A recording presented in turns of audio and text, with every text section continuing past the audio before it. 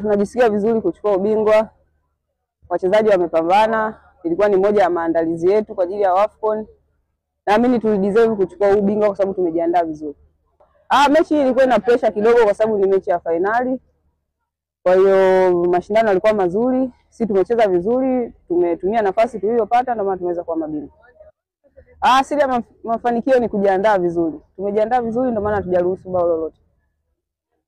Kinatupa matumaini mazuri kwa sababu ni kipimo bora na kinaonyesha kwamba tumejiandaa vizuri na bado siku zimebaki za kujiandaa, na mimi mwalimu ameona nini tumefanya na nini cha kuongezea atatuambia kwenye uwanja wa mazoezi.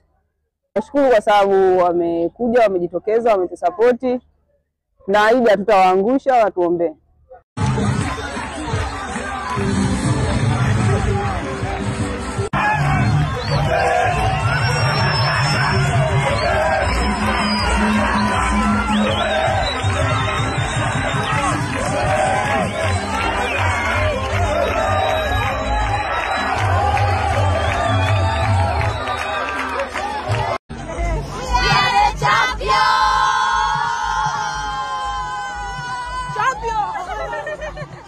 Ilikuwa na ushindani mkubwa kama ambavyo mmeona, tumetoka kushinda magoli mengi mfululizo na leo tumepata goli moja kwa sifuri, lakini yote kwa yote ni kwamba ushindani ulikuwa mkubwa, na niwachukua nafasi hii kuwapongeza wachezaji wetu kwa kazi ambayo wamefanya, wamefuata maelekezo vizuri na mwisho wa siku tumepata matokeo mazuri kwa upande wetu.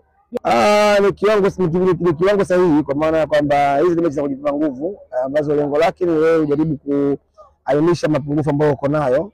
Kwa hiyo tumeona mapungufu yetu mengi, michezo mingi ambayo tumecheza na kupata matokeo ya 100%, lakini kuna mengi ambayo sio mazuri tumeyafanya kiwanjani na mengi mazuri. Kwa hiyo imetusaidia muda uliobakia kwenda kujitathmini, kuona namna gani tunaweza kucheza mashindano ambayo yako mbele yetu.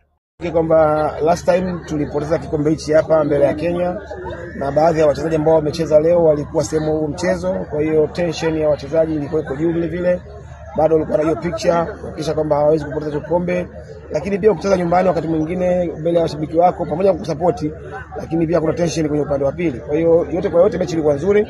Tulitamani upinzani ambao umetokea kwa Kenya na tunawashukuru kwa kutupa hiyo challenge. Tumeweza kuona namna gani timu ina mapungufu sehemu gani, lakini pamoja na kutoa ushindani, mechi tulicontrol, tuliongoza mechi vizuri, tumetengeneza nafasi nyingi za kufunga, tumetumia nafasi moja na mwisho wa siku sisi tumekuwa washindi.